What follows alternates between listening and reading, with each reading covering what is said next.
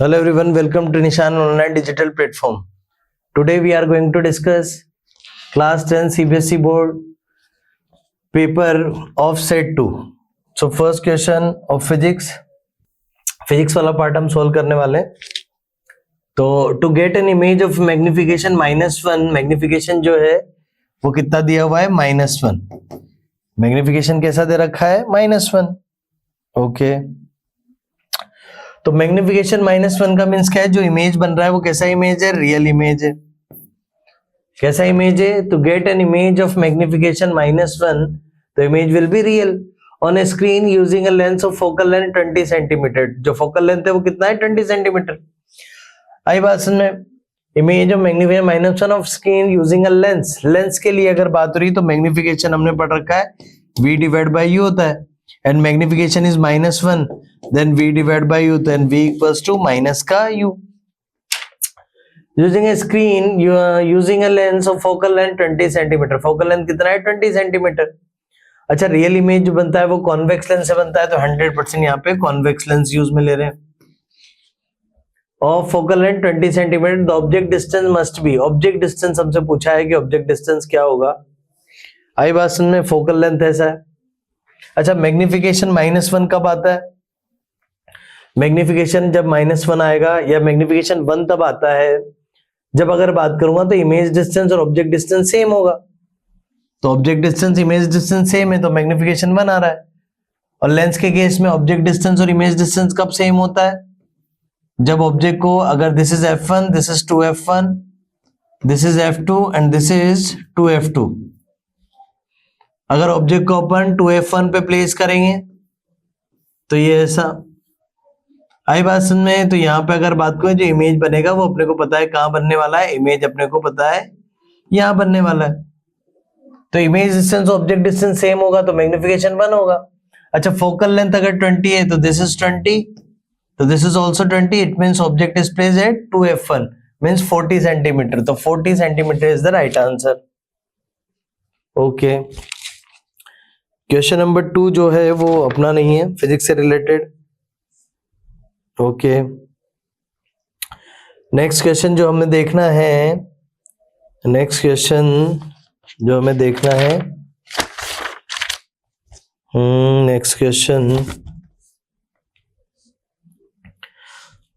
Okay, question number 13 हमें देखना है. Okay, this is the question. An optical device axis placed obliquely in the path of a narrow parallel beam of light. If the emergent beam get displaced lateral displacement the device axis. अपने को पता है कि अगर मान लो optical device axis placed obliquely in the path of the narrow parallel beam, narrow parallel beam के path में एक डिवाइस को हमने रखा है. आई बासन में एक डिवाइस को हमने रखा है, जैसे ये पैरेलल बीम है. अब पैरेलल बीम के पाथ में अगर अपन एक डिवाइस को रखेंगे तो पहले तो अपने को पता है ये ऐसे अगर बात करूंगा तो रिफ्रैक्ट होगी, और फाइनली अगर बात इमर्ज आउट होगी तो ये अवे फ्रॉम द नॉर्मल जाएगी. तो एक्चुअल डायरेक्शन से ये जो लाइट रेज है वो थोड़ा सा शिफ्ट हो जाएगी. तो यहाँ पे क्या बोला है, गेट डिस्प्लेस लेटरल डिस्प्लेसमेंट हुआ. लेटरल डिस्प्लेसमेंट एक ग्लास स्लेब के थ्रू होगा. किसके थ्रू होगा, ग्लास स्लेब के थ्रू. प्लेन मिरर के थ्रू नहीं होता है, कॉन्वेक्स लेंस के थ्रू, ग्लास प्रिज्म के थ्रू, ग्लास स्लेब के थ्रू लेटरल डिस्प्लेसमेंट का हमने टॉपिक पढ़ा था. A piece of wire of resistance R is cut lengthwise into 3 identical parts. कितने पार्ट्स में कट किया है, 3 आइडेंटिकल पार्ट्स में. पीस ऑफ वायर है जिसका रेजिस्टेंस कितना है, R रेजिस्टेंस का वायर है जिसको अगर बात करूं अपन ने 3 आइडेंटिकल पार्ट्स में कट किया. तो ये 3 आइडेंटिकल पार्ट्स है, तो रेजिस्टेंस कितना हो जाएगा, R/3, R/3 और R/3. A piece of wire of resistance R is cut lengthwise into 3 identical parts. These parts are then connected in parallel. वो पैरेलली कनेक्टेड किए गए. तो 3 रेजिस्टेंस जो है वो पैरेलली कनेक्टेड किए गए हैं. ये बैटरी जो है बैटरी से कनेक्ट करेंगे parallel. If the equivalent resistance of this combination is R'. इसका इक्विवेलेंट रेजिस्टेंस जो है वो कितना है, R' है. तो पहले का क्या है, R/3 एंड R/3. तो पैरेलली कनेक्टेड है तो 1/R/3 मीन्स ऐसा, 1/R/3 और 1/R/3 मीन्स ऐसा. समझ में? These parts are then connected in parallelly connected किए गए, तो ऐसा तो कितना हो जाएगा, तो यहाँ पे 3 multiplied by 3/r means 9/r means r dash जो हो जाएगा वो r/9। इक्विवेलेंट रेजिस्टेंस क्या होगा, r/9। अब हमसे रेशियो किसका पूछा है, then the value of r and r dash. r जो है resistance of single wire and r dash is equivalent resistance of this, तो r/9, तो r से r कैंसिल आउट हो जाएगा मींस 9:1, तो 9 is the correct answer. Okay, ये भी हमने किया। Next question number 15, the minimum number of identical bulbs of rating 4 volt 6 watt that can work safely with desired brightness when connected in series with a 240 volt main supply is। आई बात समझ में? अपने से जैसे the minimum number of identical bulbs of rating 4 volt, एक bulb की जो rating है that can be work safely. अच्छा, कुछ रजिस्टर्स हैं जिनको अपन ने कनेक्ट किया है, ये जैसे फर्स्ट रजिस्टर है, सेकंड रजिस्टर है, थर्ड रजिस्टर है। आई बात समझ में? The minimum number of identical bulbs of rating 4 volt 6 volt that can work safely with desired brightness when connected in series with a 240 volt main supply. वो 240 volt main supply AC supply 240 अपन इससे connect कर रहे हैं, ऐसा उसमें given है। और कुछ बल्ब है जिनकी जो पोटेंशियल है वो कितना है, पर पोटेंशियल कितना है 4 वोल्ट, इसका भी पोटेंशियल 4 वोल्ट है, इसका भी 4 वोल्ट है, इसका भी 4 वोल्ट है। और इसे जाने कितने अगर बात करूंगा तो रेजिस्टर्स है, और जो पावर है इनकी वो कितनी है 6 वोल्ट है, 6 वोल्ट है, इसकी भी पावर 6 वोल्ट है, और ये ऐसा सोन। तो अपने को पूछा गया कितने अपने को कनेक्ट करने हैं। तो सबसे पहले तो यहाँ पे एक रेजिस्टर के रिगार्डिंग अपन रेजिस्टर निकाल लेते हैं। तो एक सिंगल रेजिस्टर का रेजिस्टर निकालने अपने को पता है पावर इक्वल्स टू क्या आता है, V² डिवाइड बाय R। ये हमने पढ़ा हुआ है, एक VI पढ़ा हुआ है फॉर्मूला, एक I² R पढ़ा हुआ है, और एक V² डिवाइड बाय R है। तो R is V² divide by P। तो V² की बात करेंगे तो V² जो है पोटेंशियल जो है 4 का स्क्वायर हो जाएगा, डिवाइड बाय P की बात करूंगा पावर कितनी है 6, तो कितना हो जाएगा 16 डिवाइड बाय 6, तो कितना हो जाएगा 8/3। 8/3 जो इसका है वैल्यू आ जाएगा। रेजिस्टेंस की वैल्यू अपने को सिंगल का रेजिस्टेंस मिल गया 8/3 मींस इसको 2.6 कर सकते हैं, 2.6 ओम इसका रेजिस्टेंस है। सिंगल रेजिस्टर का रेजिस्टेंस कितना है 2.6 ओम। अच्छा, मैं करंट की बात करूं कि एक रेजिस्टर में जो करंट जा रहा है, क्योंकि अपने को पता है सीरीज कॉम्बिनेशन तो करंट सेम होगी, तो एक रेजिस्टर में जो करंट जा रही है वो करंट कितनी होगी, अपने को पता है P इक्वल्स टू VI होता है, तो I इक्वल्स टू क्या हो जाएगा P divide by V। P की बात करेंगे तो पावर कितनी है 6 वोल्ट, पोटेंशियल कितना है 4 मींस कितना हो जाएगा 3/2 मींस 1.5। तो ये करंट जो होगा 1.5 एम्पियर हो जाएगा। समझ में आती बात? करंट जो हो जाएगा 1.5 एम्पियर हो जाएगा। This is the current. कोई दिक्कत?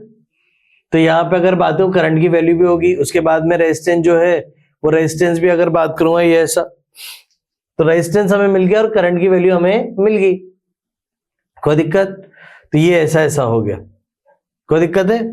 तो रेजिस्टेंस की वैल्यू और करंट की मींस जो करंट जा रही है वो 1.5 एम्पियर की करंट जा रही है हर जगह पे, यहाँ पे भी 1.5, यहाँ पे 1.5, यहाँ पे 1. सब जगह पे 1.5 करंट जा रही है। ओके, तो 1.5 अगर बात करो करंट हमें मिल चुकी है। अच्छा, करंट अगर मिल चुकी है तो अगर ये करंट है तो यहां से सीरीज कॉम्बिनेशन में भी करंट कितनी होगी, जब करंट सब जगह 1.5 है तो जो सप्लाइड करंट है वो भी कितना होगा 1.5। तो अगर करंट 1.5 है तो अपन इससे रेजिस्टेंस निकाल सकते हैं, इक्विवेलेंट रेजिस्टेंस। तो इक्विवेलेंट रेजिस्टेंस इज सभी का, मतलब ये डायग्राम ऐसा हो सकता है कि यहाँ पर एक इक्विवेलेंट रेजिस्टेंस है जिसको आई बासन में 240 मेन सप्लाई से कनेक्ट किया गया, और करंट जो आ रही है वो कितनी आ रही है 1.5 एम्पियर। कितनी आ रही है 1.5 एम्पियर।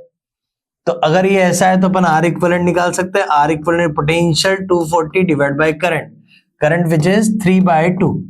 कितना हो जाएगा 3/2, तो कितना हो जाएगा 8। तो 160 इक्विवेलेंट रेजिस्टेंस आ जाएगा। अब अगर ये इक्विवेलेंट रेजिस्टेंस 160 है तो कितने रेजिस्टर्स कनेक्टेड है, कितने रेजिस्टर कनेक्टेड है? तो यहाँ पे अगर बात तो n रेजिस्टर कंसीडर कर लेते कि n सीरीज में कनेक्टेड है, मतलब एक का रेजिस्टेंस अगर R है तो n सीरीज में कनेक्टेड है तो NR, और टोटल इक्विवेलेंट रेजिस्टेंस क्या हो गया 160। तो n नंबर ऑफ रेजिस्टर्स की बात करें तो 160 डिवाइड बाय रेजिस्टेंस ऑफ पर रेजिस्टर, तो रेजिस्टर, हर रेजिस्टर का रेजिस्टेंस कितना है 8/3, 8/3 करेंगे तो कितना आ जाएगा 20, और यहाँ पे अगर बात हो 60, तो कितना आंसर आ जाएगा 60। अच्छा क्या क्या किया है देख लेते हैं दोबारा से। एक बार तो पर रजिस्टर का अपने रजिस्टर निकाला तो कितना आया 8/3 वैल्यू आ गई नॉर्मल फॉर्मूला से पुट करके। फिर हमने करंट निकाली तो करंट की वैल्यू 1.5 एम्पियर आ गई विच इज 3/2। अब हमें पता है कि जो सप्लाई से करंट जा रही है वही करंट सब में जाने वाली, क्योंकि सीरीज में कनेक्टेड है। तो करंट अगर यहाँ पे सेम 1.5 आ रही है इस पे, तो इस पे भी 1.5 होगी। फिर हमने इसके रिगार्डिंग इक्विवेलेंट रेजिस्टेंस निकाला, क्योंकि इसका पोटेंशियल हमें पता है, करंट हमें पता चली गई है, तो फिर आर इक्विवेलेंट निकाला। आर इक्विवेलेंट आया 160। अगर 160 आर इक्विवेलेंट है तो ऐसे कितने कनेक्टेड है सीरीज में, इसमें आई बस n रेजिस्टर्स कनेक्टेड है, तो यहाँ पे nr करके 160 किया तो n की वैल्यू कितनी आ गई आई बासन में 8 से अगर बात हो 20 टाइम्स तो ये कितना 60। तो 60 अगर बात को अपने को कनेक्ट करने होंगे। Okay next question, an electric bulb is rated to 40 volt 11 volt, ये इसका 220 वोल्ट आई बासन में इसकी पावर है, मतलब पोटेंशियल है, और 11 वोल्ट इसकी पावर है। The resistance of its filament when it glow with the power supply of 220 voltage। आपसे रेजिस्टेंस पूछा गया है तो पोटेंशियल इक्वल्स टू क्या होता है v square divide by r, तो resistance is v square divide by p। Potential जो है वो 220 वोल्ट है, तो 220 का स्क्वायर मींस 220 मल्टीप्लाइड बाय 220 कर सकते हैं, एंड पावर इज 11 से अगर बात करो 2 टाइम्स 20 टाइम्स आई बासन में तो 4400। This is the resistance of this filament। okay तो 4400 is the right answer of this। okay next question is, ये क्वेश्चन तो नहीं है। okay next question is when ciliary, okay yeah this is the question, when ciliary muscles, फिर इसका question है when ciliary muscles contract eye lens becomes thin। नहीं, eye lens कब thin होता है, जब ciliary muscles रिलैक्स करती है। जब ciliary muscles रिलैक्स करेगी तो क्या होगा, लेंस थिन होगा। तो दिस इज द रॉन्ग, तो assertion is wrong, incorrect. Ciliary muscles control the power of the eye lens. अच्छा सिलेरी मसल जो होती है वो लेंस को थिन और थिक करती है। लेंस अगर थिन है या थिक है तो सिलेरी मसल्स की हेल्प से होता है। तो लेंस थिक और थिन होता है तो सिलेरी मसल्स की हेल्प से आई बास उसकी फोकल लेंथ वेरी कर सकती है क्या, और जब फोकल लेंथ वेरी कर सकता है तो पावर भी वेरी कर सकता है। तो सिलेरी मसल्स पावर को आई बासन चेंज कर सकती है। Ciliary muscles control the assertion is incorrect and reason is correct. Okay तो ये भी क्वेश्चन हमने देखा। Okay in replace the temperature, ये नहीं है। 21 burning the draw a ray diagram. Question number 22 is the question of physics। Draw a ray diagram to show the refraction of ray of light passing through a equilateral glass prism। एक equilateral glass prism है, this is a glass prism। equilateral glass prism में हर angle 60 का हो जाएगा, तो angle of prism will be 60। Draw a ray diagram to show the refraction of a ray of light passing through the equilateral glass prism। Mark the angle through which the emergent ray bends from the direction of the incident ray and also name it। Mark the angle through which the emergent ray bends from the direction of the incident ray। okay तो ये incident ray है, अगर ये glass prism नहीं होता तो इसका direction ये ऐसा होता। अगर ये ग्लास प्रिज्म है और ये इंसिडेंट रे है, अगर ये ग्लास प्रिज्म नहीं होता तो उस केस में इसका डायरेक्शन ऐसा होता, लेकिन इसकी वजह से दिस इज द नॉर्मल। अब ये अपने को पता है रेयर टू डेंसर जा रहा है तो नॉर्मल की तरफ बेंड कर जाएगा, तो ये नॉर्मल की तरफ बेंड कर गया। अब यहाँ पे भी अगर अपन एक नॉर्मल ड्रॉ करेंगे तो लाइट रे का डायरेक्शन ये होता है, तो इसकी बेंडिंग कैसी हो जाएगी, ऐसी। मतलब लाइट रे जो हो जाएगी वो एक्चुअल डायरेक्शन से बेंड होगी। तो जिस एंगल पे लाइट रे बेंड होती है उसे एंगल ऑफ डेविएशन बोलते हैं। This is angle of deviation, this is angle of incidence and this is angle of with normal angle of emergence. तो उसे क्या बोला था, पहले तो अपने को ये शो करना था, mark the angle through which the emergent ray bends from the direction of the incident ray and also named it. इसे अपन ने पहले मार्क कर दिया and this is angle of deviation. So this is the solution for this question. Next question is और में जो part है, इसी के और में जो पार्ट है वो अपन देख रहे हैं। Name the type of lenses required by the person for the correcting of the defect of vision called presbyopia. आई बात समझ? presbyopia जो डिफेक्ट होता है उसमें एक person can not see near by objects and also can not see far away objects, so person use bifocal lens. आई बात समझ? थियोरेटिकल क्लासेस में हमने पढ़ा है name the type of lens required for the person for the correction of the near defect of vision called presbyopia. तो presbyopia के लिए हम बाइफोकल लेंस यूज में लेते हैं, जिसमें आज बासन में जो हाफ पार्ट है वो तो आई बासन में कैसा होता है, हाफ पार्ट जो होता है वो कॉन्वेक्स होता है, हाफ पार्ट जो होता है वो कॉनकेव होता है. Write the structure of the lens commonly used for the correction of this defect given reason for the such designs. आई बासन में अपने को इसका स्ट्रक्चर बताना है कि इसमें क्या क्या होता है. तो इसमें दोनों लेंसेज होंगे. हमें पता है कि जब ऑब्जेक्ट डिस्टेंस ऑब्जेक्ट को क्लियरली नहीं देख पाता है तो उसे कॉनकेव लेंस यूज में लेंगे. तो कॉनकेव लेंस आपको पता है अपर पार्ट जो होता है वो कॉनकेव होता है, और लोअर पार्ट जब ऑब्जेक्ट नियर बाय ऑब्जेक्ट्स को क्लियरली नहीं देख पाता है तो अपन आई बात से कॉन्वेक्स लेंस यूज में लेते हैं. और अगर अपन नियर बाय ऑब्जेक्ट्स को देखना चाहते हैं तो नीचे देखेंगे तो ऑब्वियस सी बात है कि हमें नीचे जो लोअर पार्ट होगा उसमें कॉन्वेक्स को यूज में लेना होगा. तो this is the solution of this question. Okay, तो नेक्स्ट क्वेश्चन अपना नहीं है. Next the formation of magnesium. Okay, how is the zinc. State the role of electric fuse. 26 question is the physics question. State the role of an electric fuse. Electric fuse का role अपने को बताना है. Used in क्या है? Used in series with an electric appliances. Why should in an electric circuit a fuse with defined rating not be replaced by one with a larger rating? Okay, क्या question है. State the role of an electric fuse. Electric fuse का क्या role है. जब भी electric fuse में मैंने आपको बताया एक वायर होता है, तो इलेक्ट्रिक फ्यूज में एक वायर होती है. अब क्या होता है जब हाई पोटेंशियल जो कॉमन जो नॉर्मल रेटिंग से ज्यादा हायर वोल्टेज अगर मान लो आता है तो हायर वोल्टेज की वजह से करंट की वैल्यू भी इंक्रीज कर जाएगी, या फिर शॉर्ट सर्किटिंग होती है तब भी ऐसा होगा. शॉर्ट सर्किटिंग के केस में भी ऐसा होगा कि हाई करंट जनरेट करेगी तो हाई करंट की वजह से हीटिंग इफेक्ट होगा, और हीटिंग इफेक्ट की वजह से ये वायर जो होता है बर्न आउट होके आई बासन स्प्लिट हो जाता है. आई बासन में तो जब ये हो जाएगा तो सर्किट ब्रेक हो जाएगा और बाकी जो अप्लायंसेस होंगे वो सेफ रहेंगे. Why should in an electric circuit a fuse with defined rating not be replaced by one with a larger rating? ज्यादा रेटिंग से अगर मान लो उसको रिप्लेस कर देंगे तो हीटिंग इफेक्ट के थ्रू ये वायर बर्न आउट नहीं होगा और आगे के अप्लायंसेस भी आई बस से डिस्ट्रॉय हो सकते हैं, क्योंकि हाई रेटिंग का अगर मान लो फ्यूज अपन यूज में ले रहे हैं तो हीटिंग इफेक्ट वो उसके ऊपर वर्क नहीं करेगा और इसी सिचुएशन में वो बर्न आउट नहीं होगा. Okay, next question. तो ये नेक्स्ट क्वेश्चन इसका नेक्स्ट. ओके,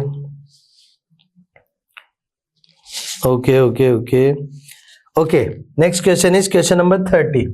क्वेश्चन नंबर 30 पे अपन आते हैं. The electric resistivity of 3 materials A B and C at 20 degree centigrade given below.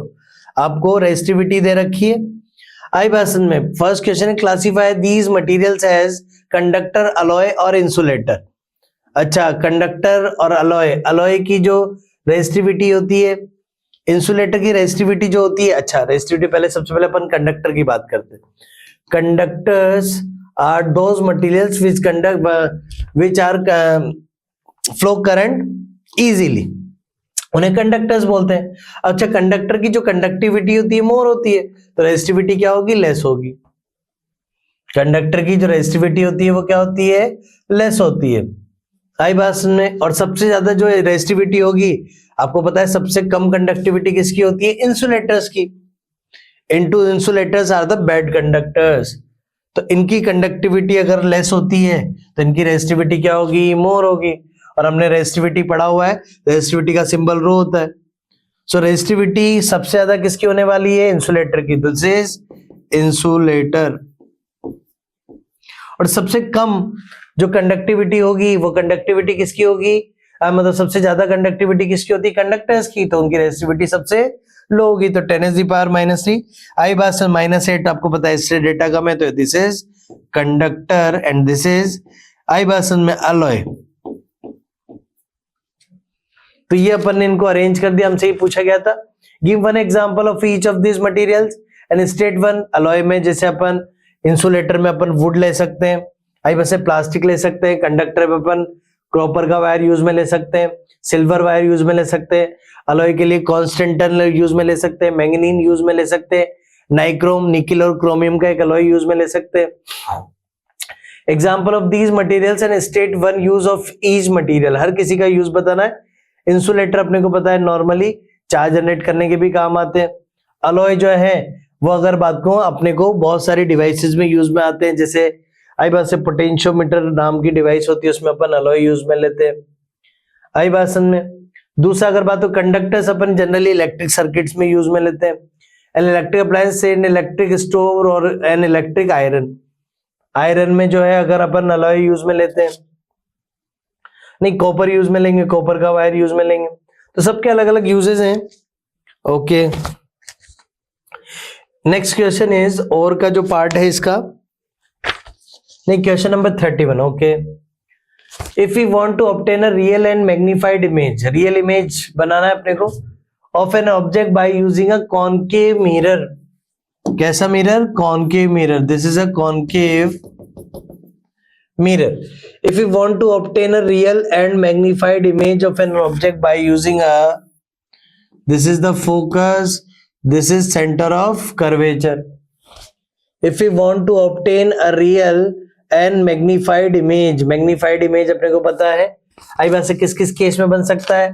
When object is placed, आई बात से between C and F, when object is placed on F, when object is placed between F and P.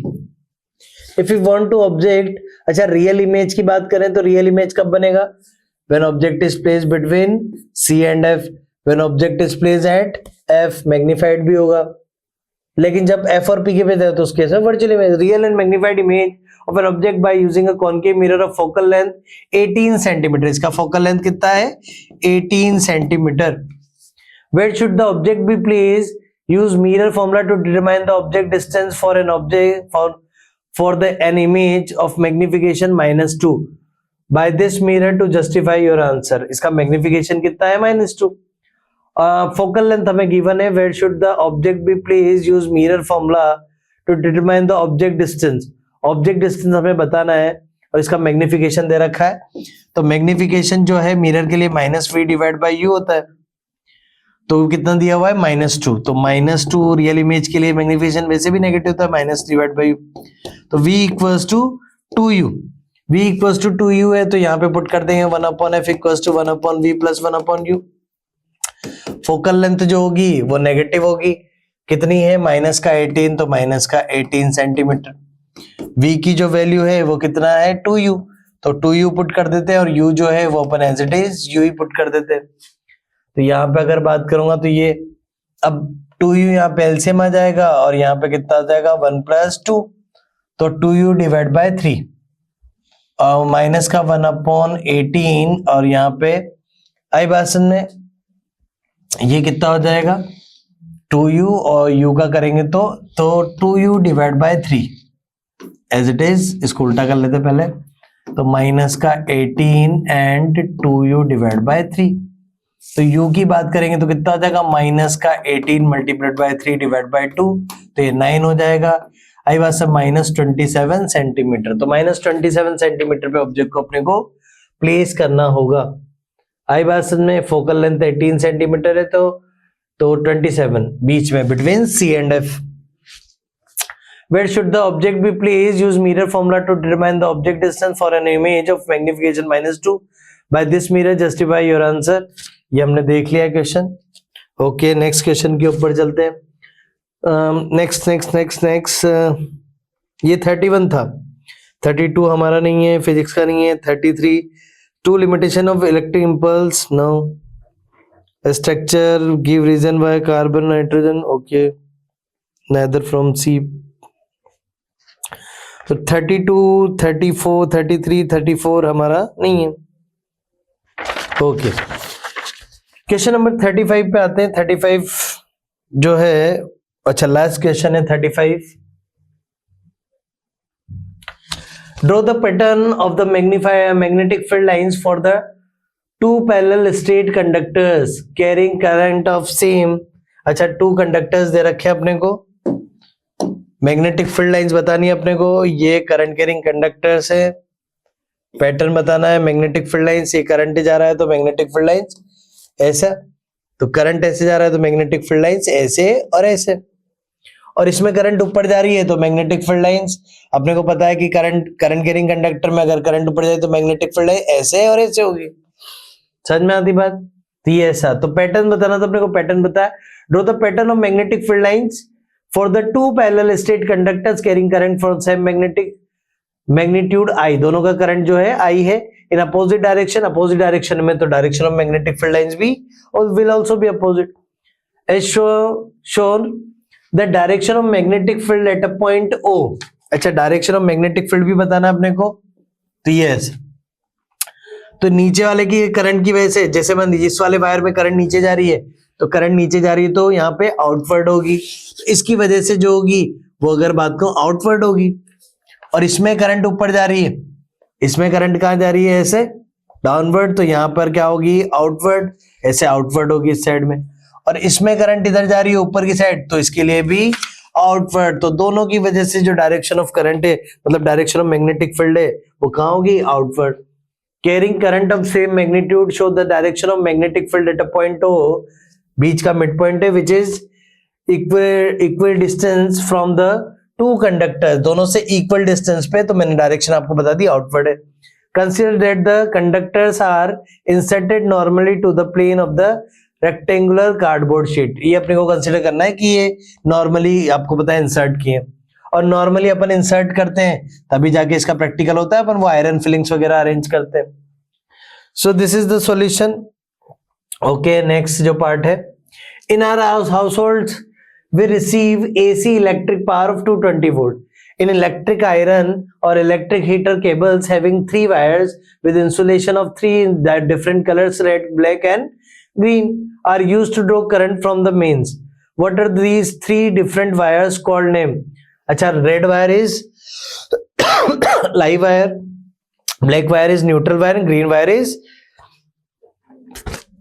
earth wire. तो तीनों wires के name पूछे थे, what are the 3 different wires called name, then color wise अपन ने तीनों के नाम बता दी। What is the potential difference between the red wire and the black wire? Red means live wire, black means neutral wire। तो red का जो potential होता है वो 220 वोल्ट, और जो ब्लैक वायर है वो 0 वोल्ट पे होता है, तो दोनों के पीछे पोटेंशियल डिफरेंस 220 वोल्ट होगा। What is the role of wire with green insulating in case of accident leakage of electric current to the metallic body of an electric appliance? मान लो कि हाई, कोई भी नॉर्मल रेटिंग से जो potential से ज्यादा high rating अगर मान लो आई बात से हमारे घर में सप्लाई होती है, तो वो जो हाई पोटेंशियल है वो अगर बात हो अर्थ के कनेक्शन की वजह से वो हाई पोटेंशियल किस में चला जाता है, आई बात से अर्थ के वायर कनेक्ट होने की वजह से, क्योंकि अर्थ का पोटेंशियल 0 वोल्ट होता है, तो जब वो उससे हाई पोटेंशियल कनेक्ट होता है तो अर्थ का अगर मतलब जो पोटेंशियल होता है वो अर्थ में चला जाता है, क्योंकि अर्थ की चार्ज लेने की जो कैपेबिलिटी है वो बहुत ज्यादा हाई होती है, तो वो कितना भी चार्ज ले सकता है। तो अगर मान लो एक्स्ट्रा चार्ज आ रहा है तो वो सब किस में चला जाएगा, अर्थ में। ओके, नेक्स्ट क्वेश्चन नंबर ये है B. By using question number B, by using the given experiment setup, how can we show that a force is exerted on a current carrying conductor AB when it is placed in a magnetic field? How can we show that a force is exerted on a current carrying? अच्छा, ये diagram हमने देखा हुआ है, ये एक stand के through अपन ने क्या किया हुआ है, ये एक स्टैंड है, यहाँ पे अपन ने एक हॉर्सशू मैग्नेट यूज में ले रखी है, ये एक हॉर्सशू मैग्नेट है और इसमें कंडक्टर को प्लेस किया हुआ है, this is a current carrying conductor, और यहां से वायर का कनेक्शन किया हुआ है, और वायर को ऐसे निकाल के आई बासन में यहाँ पे बैटरी वगैरह लगा के, ये बैटरी और ये की लगा के प्लस माइनस और ऐसा करके ऐसा कनेक्टर, ये अपन ऐसा करके ऐसा कनेक्ट करते हैं। तो ये दे रखा है जिसमें अगर बात करूं ये नॉर्थ पोल है और ये साउथ पोल है। क्या पूछा है, a force is exerted on the current carrying conductor B when it is placed in a magnetic field. Setup force अपने को पता है, फोर्स किधर की साइड होगा, तो मैग्नेटिक फील्ड करंट जो जा रही है वो ऐसे जा रही है, करंट की डायरेक्शन ऐसे। तो करंट जो है मैग्नेटिक फील्ड में आई बात से परपेंडिकुलर जा रही है, तो अपने को फोर्स दिखाना, तो फ्लेमिंग्स लेफ्ट हैंड रूल से मैग्नेटिक फील्ड जो है नॉर्थ टू साउथ है, करंट ऐसे जा रही है, करंट कंडक्टर में ऐसे जा रही है, तो उसके ऐसे फोर्स क्या होगा, इनवर्ड होगा।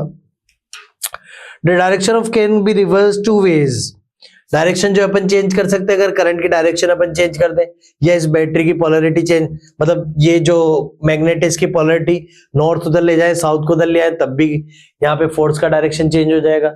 दूसरा अगर बात करूं, अगर करंट की डायरेक्शन, अभी करंट ऐसे जा रही है, अगर करंट का डायरेक्शन रिवर्स करता हो तब भी अपने को पता है कि फोर्स का डायरेक्शन चेंज होगा।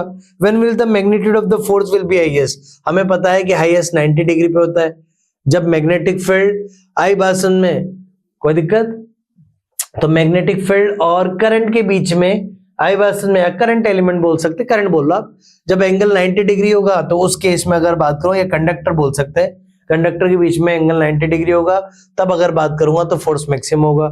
Straight Fleming's left hand rule, what is the Fleming's left hand rule? If we stretch forefinger, middle finger, thumb of left hand, then forefinger represent direction of magnetic field, middle finger represent direction of current, and thumb represent the direction of induced force. So this is the solution, and last question is not the question of physics, so this is the solution of this set 2. इसके बाद में हम set 3 का solution करेंगे, तब तक के लिए जुड़े रहिए निशान क्लासेस के ऑनलाइन डिजिटल प्लेटफॉर्म के साथ। Thank you.